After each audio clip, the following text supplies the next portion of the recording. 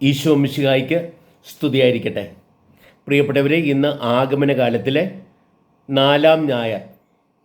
നമുക്കറിയാം, ആഗമന കാലത്തിൽ ആകെ 4 ഞായറാഴ്ചകളാണുള്ളത്. നമ്മൾ അങ്ങനെ ഒരു വിധത്തിൽ ആഗമന കാലത്തിൻ്റെ പൂർത്തീകരണത്തിലേക്ക് കടന്നു വരിക. നമ്മൾ ഈ ആഴ്ചകളിൽ പ്രത്യേകമായിട്ട് ധ്യാനിച്ചത് ഈശോയുടെ വരവിന് വേണ്ടി ഒരുക്കം നടത്തിയവരെയാണ്, അവരെക്കുറിച്ചാണ് നമ്മൾ ധ്യാനിച്ചത്. പ്രവാചകന്മാർ, സ്നാപക യോഹന്നാൻ, അവസാനത്തെ പ്രവാചകനായ സ്നാപക യോഹന്നാൻ. എന്നിട്ട് ഇന്നാണെങ്കിൽ നമ്മൾ മാതാവിനെ കേന്ദ്രീകരിച്ചാണ് നമ്മുടെ ധ്യാനം നടത്തുക. ഇപ്പം ആഗമനകാലത്തിലെ 4-ാമത്തെ ഞായറാഴ്ച തിരുസഭ നമ്മുടെ ശ്രദ്ധയിൽ കൊണ്ടുവരുന്നത് നമ്മുടെ സ്വർഗീയ അമ്മയാണ്, ഈശോയുടെ അമ്മയാണ്. ആ അമ്മയിലൂടെയാണ് ഈശോ ഈ ലോകത്തിലേക്ക് കടന്നു വന്നത്. സ്നാപകയോഹന്നാനിലൂടെ ദൈവം ജനത്തെ കർത്താവിന് വേണ്ടി സജ്ജമാക്കി. സ്നാപകയോഹന്നാൻ ജനത്തെ കർത്താവിന് വേണ്ടി അങ്ങനെ സജ്ജമാക്കി കർത്താവിനെ തന്നെ ചൂണ്ടിക്കാണിക്കുന്ന ആ അനുഭവത്തിലേക്ക് വരുന്നുണ്ട്. ഇന്ന് പ്രിയപ്പെട്ടവരെ, ആ സ്നാപകയോഹന്നാൻ ഈശോയെ കണ്ട് കർത്താവിൻ്റെ മുമ്പിൽ തുള്ളിച്ചാടുന്ന ഒരു അനുഭവം ഇന്നത്തെ സുവിശേഷത്തിൽ നമ്മൾ അതിനെക്കുറിച്ചാണ് കേൾക്കുക. അമ്മയുടെ ഉദരത്തിലായിരിക്കുമ്പോഴേ മാതാവിൻ്റെ ഗർഭപാത്രത്തിലായിരുന്ന ഈശോയെ തിരിച്ചറിഞ്ഞ് കർത്താവിൻ്റെ മുമ്പിൽ ഡാൻസ് ചെയ്യുന്ന, സന്തോഷത്താൽ നിറഞ്ഞ് ഡാൻസ് ചെയ്യുന്ന സ്നാപകയോഹന്നാൻ. അപ്പോൾ പ്രിയപ്പെട്ടവരെ, നമ്മുടെ ശ്രദ്ധയിൽ വരുന്നത് എന്താണെന്നറിയാവോ? പഴയ നിയമത്തിൽ വാഗ്ദാന പേടകം, ദൈവത്തിൻ്റെ സാന്നിധ്യം അനുഭൂതിയുമാക്കുന്ന വാഗ്ദാന പേടകം വഹിച്ചുകൊണ്ട് പോകുമ്പോൾ ആ വാഗ്ദാന പേടകത്തിൻ്റെ മുമ്പിൽ ദൈവത്തെ സ്തുതിച്ചുകൊണ്ട് ദാവീദ് രാജാവ് ഡാൻസ് ചെയ്തു എന്ന് പറയാണ്. അങ്ങനെ വാഗ്ദാന പേടകത്തിൻ്റെ മുമ്പിൽ ഡാൻസ് ചെയ്ത ദാവീദിനെ പോലെ ജീവിക്കുന്ന വാഗ്ദാന പേടകമായ മാതാവിൻ്റെ മുമ്പിൽ ഡാൻസ് ചെയ്യുന്ന, തൻ്റെ അമ്മയുടെ ഉദരത്തിൽ കിടന്നുകൊണ്ട് പോലും സന്തോഷത്താൽ നിറഞ്ഞ് ഡാൻസ് ചെയ്യുന്ന സ്നാപകയോഹന്നാനെയാണ് ഇന്നത്തെ സുവിശേഷം നമ്മുടെ മുമ്പിൽ അവതരിപ്പിക്കുക. നമ്മൾ പ്രിയപ്പെട്ടവരെ, ഇന്ന് പ്രത്യേകിച്ച് മാതാവിലാണ് നമ്മുടെ ശ്രദ്ധ. മാതാവ് എലിസബത്തിനെ സന്ദർശിക്കുന്ന അനുഭവമാണ് നമ്മൾ ഇന്നത്തെ സുവിശേഷത്തിൽ വായിച്ചു കേട്ടത്. മാതാവ് എലിസബത്തിനെ സന്ദർശിക്കുക, അത് വലിയൊരു കണ്ടുമുട്ടലാണ്. 2 ഗർഭിണികളുടെ കണ്ടുമുട്ടലെന്ന് പറയാം, 2 സ്ത്രീകളുടെ കണ്ടുമുട്ടലെന്ന് പറയാം, 2 തലമുറകളുടെ കണ്ടുമുട്ടലെന്ന് പറയാം, 2 കരിസ്മാറ്റിക്കുകളുടെ കണ്ടുമുട്ടലെന്ന് പറയാം. ആ കണ്ടുമുട്ടൽ പ്രിയപ്പെട്ടവരെ 2 പേർക്കും അനുഗ്രഹമായി മാറുക.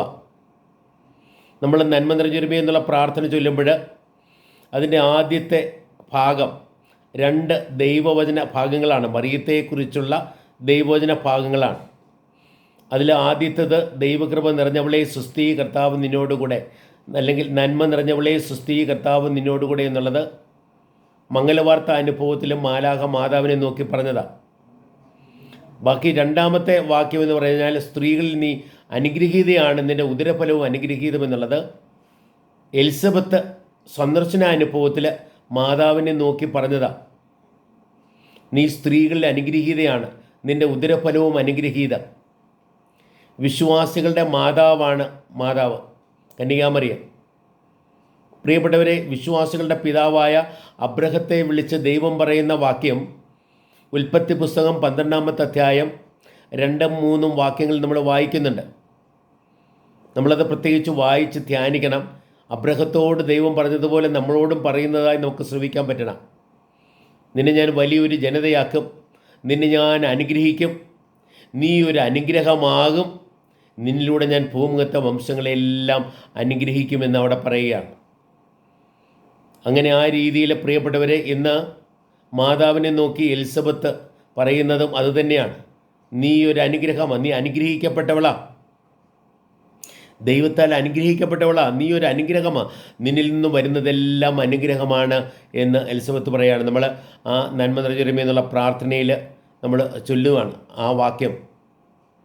പ്രിയപ്പെട്ടവരെ, അങ്ങനെ നമ്മൾ ഏറ്റവും കൂടുതൽ ചൊല്ലുന്ന പ്രാർത്ഥന നന്മ നിറഞ്ഞൊരുമ പ്രാർത്ഥനയാണെങ്കിൽ നമ്മൾ ഏറ്റവും കൂടുതൽ ഓർക്കുന്ന സംഭവം ഈ മംഗലവാർത്ത അനുഭവവും അതേപോലെ തന്നെ ഈ സന്ദർശന അനുഭവവുമാണ്. പ്രിയപ്പെട്ടവരെ, മാതാവിനെ പോലെ ഈശോയാൽ നിറഞ്ഞ് പരിശുദ്ധാത്മാവിനാൽ പൂരിതരായി ദൈവസ്നേഹം നുകർന്ന് അത് പകരാൻ പങ്കുവയ്ക്കുവാൻ പ്രിയപ്പെട്ടവരെ നമ്മുടെ ജീവിതത്തിൽ ഇറങ്ങിത്തിരിക്കേണ്ടവരാണ് നമ്മളെ കണ്ടുമുട്ടുന്ന ഓരോരുത്തരും പ്രിയപ്പെട്ടവരെ നമ്മുടെ സാന്നിധ്യത്തിൽ പരിശുദ്ധാത്മാവിനാൽ പൂരിതരാകണം. എലിസബത്തിനെ പോലെ മാതാവ് കടന്നു ചെന്നപ്പോൾ എലിസബത്ത് പരിശുദ്ധാത്മാവിനാൽ നിറഞ്ഞു എന്ന വചനം എടുത്തു പറയുക. അതേപോലെ നമ്മൾ ഓരോരുത്തരുടെയും ജീവിതത്തിലേക്ക് കടന്നു ചെല്ലുമ്പോൾ അവരിൽ അത് പരിശുദ്ധാത്മാവിൻ്റെ നിറവായിട്ട് അനുഭവപ്പെടണം. പരിശുദ്ധാത്മാവിൻ്റെ നിറവേകുന്ന ഒരു അനുഭവമായി അത് അനുഭവപ്പെടണം. അതേപോലെ തന്നെ ആ മാതാവിൻ്റെ സ്വരമുണ്ടല്ലോ, മാതാവിൻ്റെ സ്വരം കേട്ടപ്പോൾ എലിസബത്തിൻ്റെ ഉള്ളിൽ കിടന്ന ശിശു സന്തോഷത്താൽ കുതിച്ചു ചാടി എന്ന് പറയുക. യോഹന്നാൻ്റെ സുവിശേഷം 15-ാം അധ്യായം 11-ാമത്തെ വാക്യത്തിൽ ഈശോ പറയുന്നുണ്ട്, ഞാനിതൊക്കെ എന്തിനാണ് നിങ്ങളോട് പറയുന്നത് എന്നറിയാവോ? എൻ്റെ സന്തോഷം നിങ്ങളിൽ നിറയണം, നിങ്ങളുടെ സന്തോഷം പൂർണ്ണമാകണം, അതിനു വേണ്ടിയാണ്. അതുപോലെയാണ് എലിസബത്ത് പറയുന്നത്, നിൻ്റെ സ്വരം എൻ്റെ കാതിൽ പതിച്ചപ്പോൾ എൻ്റെ ഉദരത്തിൽ ശിശു സന്തോഷത്താൽ കുതിച്ചു ചാടി എന്ന് പറയാണ്. അപ്പോൾ പ്രിയപ്പെട്ടവരെ, നമ്മുടെ പരസ്പര ബന്ധങ്ങൾ എങ്ങനെയാകണം എന്ന് ഇന്നത്തെ സുവിശേഷ ഭാഗം നമ്മളെ പഠിപ്പിക്കുന്നുണ്ട്. എലിസബത്ത് മാതാവിനെ ഒരു വിധത്തിൽ അവളെ അംഗീകരിക്കുന്നുണ്ട്, അവളുടെ മഹത്വം തിരിച്ചറിയുന്നുണ്ട്, അതിനെക്കുറിച്ച് മാതാവിനെ ബോധപ്പെടുത്തുന്നുണ്ട്. അവിടെ മാതാവ് പ്രിയപ്പെട്ടവരെ എലിസബത്തിൻ്റെ പരിശുദ്ധാത്മാവിൻ്റെ നിറവേകുന്നുണ്ട്, സന്തോഷത്താൽ നിറയ്ക്കുന്നുമുണ്ട്. അതേപോലെ നമ്മുടെ എല്ലാവരുടെയും കണ്ടുമുട്ടലായി മാറണം. നമ്മൾ ഓർക്കുക, മാതാവ് ഭർത്താവ് അറിയാതെ, പരിശുദ്ധപിതാവ് അറിയാതെ ഗർഭവതിയായി. ഇപ്പം തൻ്റെ വീട്ടുകാരുടെ അടുത്തേക്ക് പോകാൻ പറ്റത്തില്ല. അവൾ അതുകൊണ്ടാണ് എലിശാമയുടെ അടുത്തേക്ക് പോകുന്നത്. അവിടെ ആ എലിശാമയ്ക്ക് ദൈവത്തിൻ്റെ പ്രത്യേക അനുഗ്രഹത്താൽ ഗർഭം ധരിക്കുവാൻ അനുഗ്രഹം ലഭിച്ചു എന്നത് ഒരടയാളമായി മാലാഖ മാതാവിനോട് പറഞ്ഞു. അത് വിശ്വസിച്ചുകൊണ്ടാണ് മാതാവ് എലിസബത്തിൻ്റെ അടുത്തേക്ക് ഓടിച്ചെല്ലുന്നത്.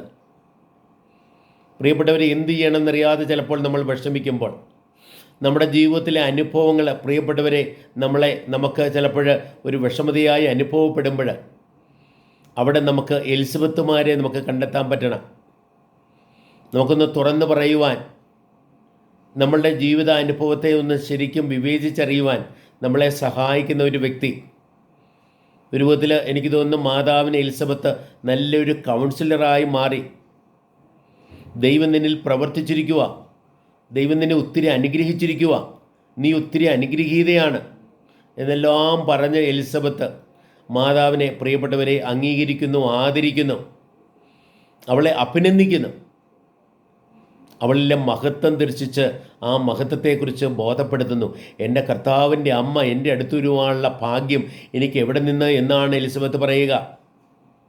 പ്രിയപ്പെട്ടവരെ, നമ്മൾ ഇന്നത്തെ ആ സുവിശേഷത്തിൻ്റെ വെളിച്ചത്തിൽ ഈശോയുടെ വരവിന് ഒരുക്കമായി ചെയ്യേണ്ട പ്രധാനമായിട്ടുള്ള 2 കാര്യങ്ങൾ ഈ 2 വ്യക്തികൾ നമ്മളെ ഓർമ്മപ്പെടുത്തുക. കർത്താവ് അരുൾ ചെയ്ത കാര്യങ്ങൾ നിറവേറുമെന്ന് വിശ്വസിച്ചുകൊണ്ട് ദൈവത്തിൻ്റെ സ്വരം കേട്ട് അതിന് ദൈവമേ ഇതാ നിൻ്റെ ദാസി, നിൻ്റെ വചനം പോലെ എന്നിൽ സംഭവിക്കട്ടെ എന്ന് പറഞ്ഞ് പ്രത്യുത്തരം ഏകിക്കൊണ്ട് പ്രിയപ്പെട്ടവരെ പരിശുദ്ധാത്മാവിനാൽ പൂരിതരായി ഈശോയെ ഗർഭം ധരിച്ച് നമുക്ക് നമ്മുടെ ജീവിതത്തിൽ നടന്നു നീങ്ങുവാൻ സാധിക്കണം. കർത്താവിൻ്റെ ആത്മാവ് എൻ്റെ മേലുണ്ട്, അവിടുന്ന് എന്നെ അഭിഷേകം ചെയ്തിരിക്കുന്നു എന്നൊരു ബോധത്തോടെ മറ്റുള്ളവരുടെ ജീവിതത്തിലേക്ക് കടന്നു ചെല്ലുവാൻ പ്രിയപ്പെട്ടവരെ അവരിൽ ദൈവം ചെയ്യുന്ന അത്ഭുതങ്ങളെ ഒന്ന് തിരിച്ചറിഞ്ഞ് അതിനെക്കുറിച്ച് അവരെ ബോധപ്പെടുത്താൻ നമുക്കൊക്കെ സാധിക്കണം. മാതാവ് എപ്പോഴും നമുക്ക് മാതൃകയാകട്ടെ. ദൈവസ്വരം കേട്ട് അതിൻ്റെ പ്രത്യുത്തരമേകി അതിനായിട്ട് തന്നെ സമർപ്പിക്കുന്ന അമ്മ. എന്നിട്ട് അവിടെ കൊണ്ട് തീരുന്നില്ല. ആ വചനത്തിൻ്റെ വെളിച്ചത്തിൽ ആ മാതാവ് പ്രവർത്തിക്കുന്നത്, എലിസബത്തിനടുത്തേക്ക് ചെല്ലുന്നത്. കാരണം അവൾ ഗർഭവതിയായിട്ട്, വാർദ്ധക്യത്തിൽ ഗർഭവതിയായിട്ട് 6 മാസമായി. അവൾക്ക് തൻ്റെ ശുശ്രൂഷ ആവശ്യമാണ്, തൻ്റെ സാന്നിധ്യം ആവശ്യമാണെന്ന് ബോധപ്പെട്ടുകൊണ്ടാണ് മാതാവ് അവിടേക്ക് ഓടിയെത്തുന്നത്. അവൾ തിടുക്കത്തിൽ യാത്ര പുറപ്പെട്ടു എന്നാണ് പറയുന്നത്. പ്രിയപ്പെട്ടവരെ, നമ്മൾ കാത്തിരിക്കേണ്ടവരല്ല വെറുതെ. നമ്മൾ കർത്താവിൻ്റെ വരവിന് വേണ്ടി കാത്തിരിക്കണം. കർത്താവിന് അവിടുത്തേതായ സമയമുണ്ട്. എന്നാൽ ഒരു കാര്യം തിരിച്ചറിഞ്ഞ് കഴിയുമ്പോൾ പിന്നെയും നമ്മൾ അലസരായി അവിടെ ഇരിക്കുകയല്ല വേണ്ടത്. നമ്മുടെ ജീവിതത്തിൽ ഒരു തിടുക്കം നമുക്ക് ആവശ്യമാണ്. തിടുക്കത്തിൽ മാതാവ് യാത്ര പുറപ്പെട്ടു എന്ന് പറയാണ്. അനേകം മൈലുകൾ താണ്ടി മാതാവ് എലിസബത്തിൻ്റെ അടുത്ത് എത്തുമ്പോൾ പ്രിയപ്പെട്ടവരെ, ആ അമ്മ നമുക്ക് പ്രചോദനമാകട്ടെ. നമ്മൾ ഈ അടുത്ത വർഷമെന്ന് പറയുന്നത് പ്രത്യാശയുടെ തീർത്ഥാടകർ എന്നുള്ള ആ സന്ദേശം നമുക്ക് ലഭിക്കും. നമ്മളൊക്കെ തീർത്ഥാടകരാണ്. മാതാവിൻ്റെ എലിസബത്തിൻ്റെ അടുത്തേക്കുള്ള യാത്ര ഒരു തീർത്ഥാടനമായിരുന്നു നമുക്ക് പറയാം. മാതാവിൻ്റെ ജീവിതത്തിൽ ഒത്തിരി തീർത്ഥാടനങ്ങൾ നമ്മൾ കാണുന്നുണ്ട്. ഈശോയെ ജെറുസലേം ബെത്ലഹേമിൽ ജനിപ്പിക്കാൻ പരുവത്തിൽ പോകുമ്പോൾ അതൊരു തീർത്ഥാടനമാണ്. ഈശോയും കൊണ്ട് ഈജിപ്തിലേക്ക് പോകുന്നത് ഒരു തീർത്ഥാടനമാണ്. തിരിച്ചു വന്ന നസ്രത്തിൽ വസിക്കുന്നത് ഒരു തീർത്ഥാടനമാണ്. ഈശോയോടൊത്ത് യാത്ര ചെയ്യുന്നത് ഒരു തീർത്ഥാടനമാണ്. ഈശോയുടെ കുരിശിൻ്റെ കീഴേ നിൽക്കുന്നത് ഒരു തീർത്ഥാടനമാണ്. പ്രിയപ്പെട്ടവരെ, ഈശോയുടെ ശിഷ്യന്മാരെ ഒരുമിച്ച് കൂട്ടി മുന്നേറുന്നത് ഒരു തീർത്ഥാടനമാണ്. നമ്മുടെയൊക്കെ ജീവിതത്തിൽ ആ തീർത്ഥാടനം ഉണ്ടാകട്ടെ. നമ്മുടെ ജീവിതത്തിൽ നവീകരണം വരുത്തുന്ന, ദൈവാനുഗ്രഹത്താൽ നിറയ്ക്കുന്ന അനുഭവമാണല്ലോ തീർത്ഥാടനം എന്ന് പറഞ്ഞാൽ. പ്രിയപ്പെട്ടവരെ, ഇന്നത്തെ വായനകളിലേക്ക് നമുക്കൊന്ന് നോക്കാം. ഇന്നത്തെ ഒന്നാമത്തെ വായനയിൽ മിക്കാ പ്രവാചകൻ്റെ ആ പുസ്തകത്തിൽ നമ്മൾ വായിച്ചു കേൾക്കുക. പ്രിയപ്പെട്ടവരെ, അദ്ദേഹം അന്നത്തെ മത അധികാരികളെയും രാജ അധികാരികളെയും രാഷ്ട്രീയ അധികാരികളെയും ഒക്കെ ഒരു വിധത്തിൽ വിമർശിച്ചു. എന്നിട്ട് ഏറ്റവും അവസാനമുണ്ടല്ലോ ഈ കർത്താവിൻ്റെ വരവിനെക്കുറിച്ചുള്ള വലിയ വാഗ്ദാനമേകുക.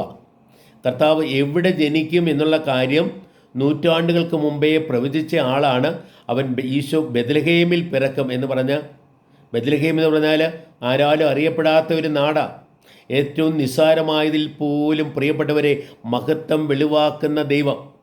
ആ മഹത്വം തിരിച്ചറിയുവാനായിട്ട് ഈ പ്രവാചകന് സാധിച്ചു എന്നുള്ളതാണ് യാഥാർത്ഥ്യം.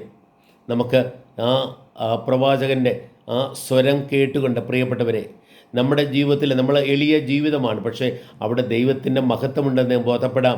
നമ്മിൽ നിന്നാണ് രക്ഷകൻ ലോകത്തിൽ അവതരിക്കുക എന്ന് നമുക്ക് ബോധപ്പെടാം.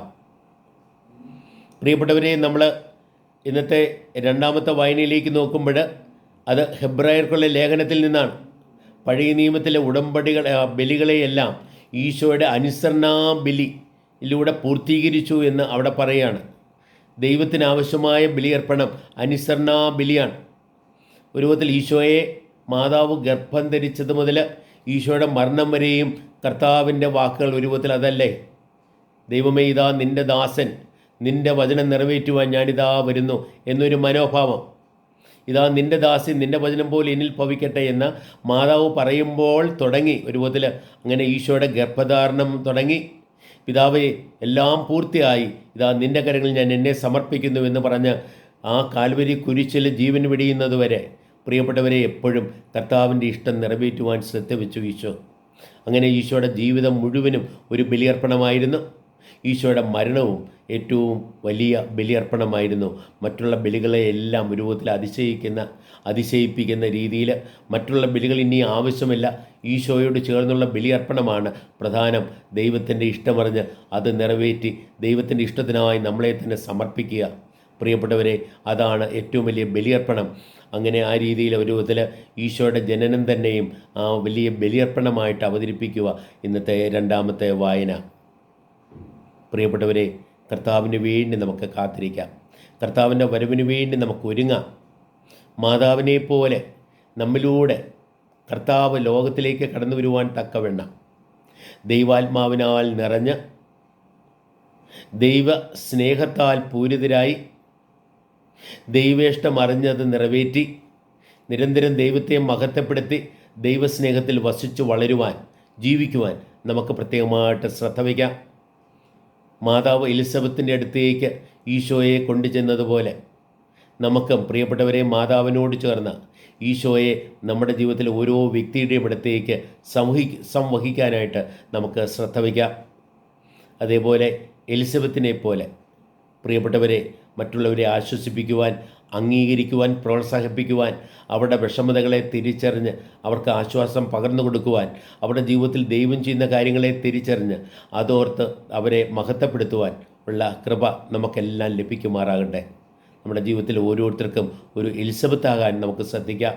നമ്മുടെ ജീവിതത്തിൽ ഓരോരുത്തർക്കും ഒരു മറിയമാകാൻ നമുക്ക് ശ്രദ്ധ വയ്ക്കാം. അങ്ങനെ നമുക്ക് പ്രിയപ്പെട്ടവരെ, കർത്താവ് നമ്മുടെയൊക്കെ ജീവിതത്തിലേക്ക്, നമ്മുടെ കുടുംബങ്ങളിലേക്ക്, നമ്മുടെ കൂട്ടായ്മകളിലേക്ക്, നമ്മുടെ ലോകത്തിലേക്ക് കടന്നു വരുന്നത് നമ്മുടെ ജീവിതത്തിലൂടെ ആകട്ടെ എന്ന ഒരു ബോധത്തോടെ കർത്താവിന് വേണ്ടി ഒരുങ്ങി നമുക്ക് ജീവിക്കുവാനായിട്ട് തയ്യാറാകാം. നമ്മുടെ ഹൃദയവും മനസ്സും ജീവിതവും കർത്താവിൻ്റെ തിരുസന്നിധിയിൽ നമുക്ക് തുറന്നു വയ്ക്കാം. ദൈവം നമ്മെ സമർത്ഥമായി അനുഗ്രഹിക്കട്ടെ. എല്ലാവർക്കും ക്രിസ്മസിൻ്റെ മംഗളങ്ങളും അനുഗ്രഹങ്ങളും ഏറ്റവും ഹൃദയപൂർവ്വം നേരുന്നു.